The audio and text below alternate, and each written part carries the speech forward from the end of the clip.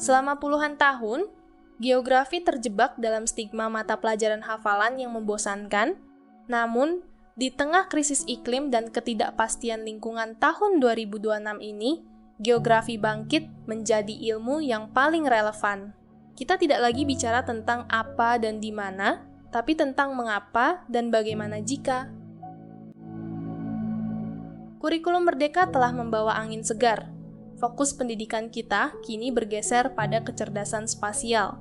Siswa diajak untuk mengaitkan fenomena geosfer dan juga contoh bencana apa saja yang ada di kehidupan sehari-hari, seperti bagaimana tata guna lahan di hulu dapat berdampak langsung pada fenomena banjir di hilir kota mereka. Inilah senjatanya, yaitu penggunaan GIS atau Sistem Informasi Geografis. Pendidikan geografi yang berkualitas saat ini adalah pendidikan geografi yang mampu membawa laboratorium ke dalam genggaman dan pemikiran siswa.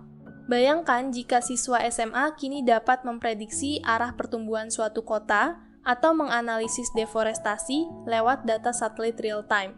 Dengan begitu, geografi bukan lagi soal melihat gambar saja, tapi juga tentang mengolah data.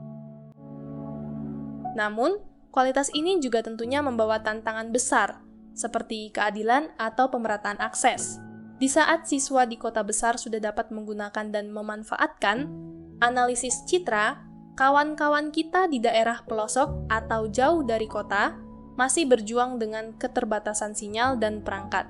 Padahal, merekalah yang seringkali berada di garda terdepan untuk dampak perubahan iklim. Kualitas pendidikan geografi nasional harus diberikan secara merata, bukan hanya milik mereka yang punya quota. Di balik teknologi, ada guru yang harus terus beradaptasi dengan kemajuan teknologi. Kita butuh pendidik yang tidak hanya mahir teori, tapi juga fasih teknologi.